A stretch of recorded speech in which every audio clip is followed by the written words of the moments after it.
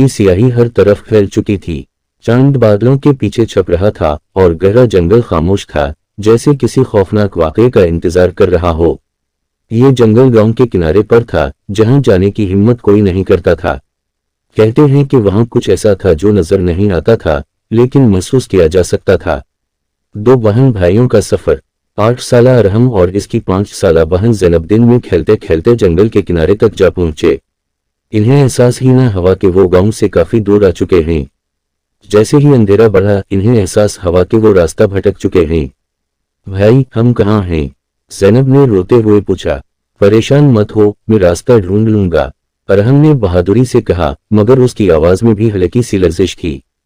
वो दोनों दरख्तों के दरमियान एक रास्ते पर चलने लगे, मगर जितना आगे बढ़ते गए, इतना ही रास्ता मजीद पेचीदा होता गया।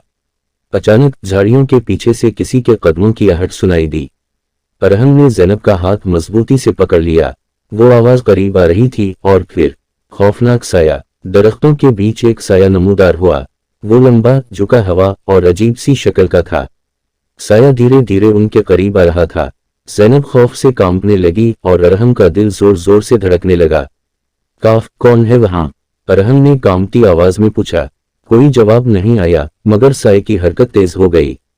अचानक कुआं में सरगोशियां गूंजने लगीं, जैसे कोई उनका नाम पुकार रहा हो। ज़ैनब चीखकर अरहम से लपट गई। बूढ़ी मां की मदद। अचानक जंगल के दूसरी तरफ से एक मध्यम सी रोशनी दिखाई दी। रोशनी के साथ एक बूढ़ी औरत नमूदार हुई, जो एक छड़ी के सहारे चल रही थी।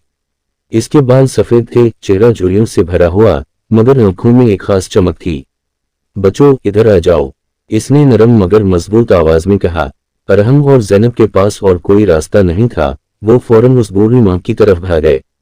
जैसे ही वो इसके करीब पहुंचे, वो साया अचानक पीछे हटने लगा।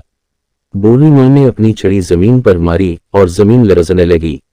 साया एक दिलदोज चीख मार कर हुआ में तहलील हो गया। राज की गुत्थी। अरहम और ज़ैनब कांप रहे थे, मगर अब वो महफूज महसूस कर रहे थे। ये क्या था? अरहम ने कांपती आवाज में पूछा। बूढ़ी मां ने आहिस्ता से मुस्कुरा कर कहा, ये जंगल सदियों से एक नापाक साये के कब्जे में है।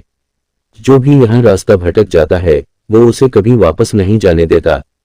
मगर तुम खुशकिस्मत हो कि मैं तुम्हें मिल गई। हमें गांव वापस जाना है, ज़ैनब ने रोते हुए कहा।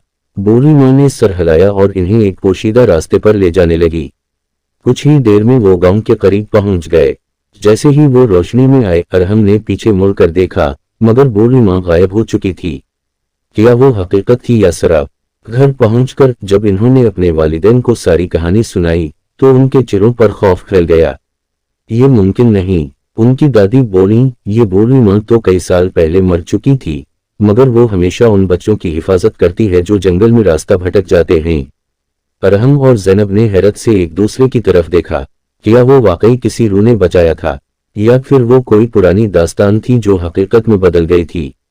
मगर एक बात तय थी, वो साया अभी जंगल में कहीं मौजूद था, किसी और भटके हुए को शिकार बनाने के इंतजार में।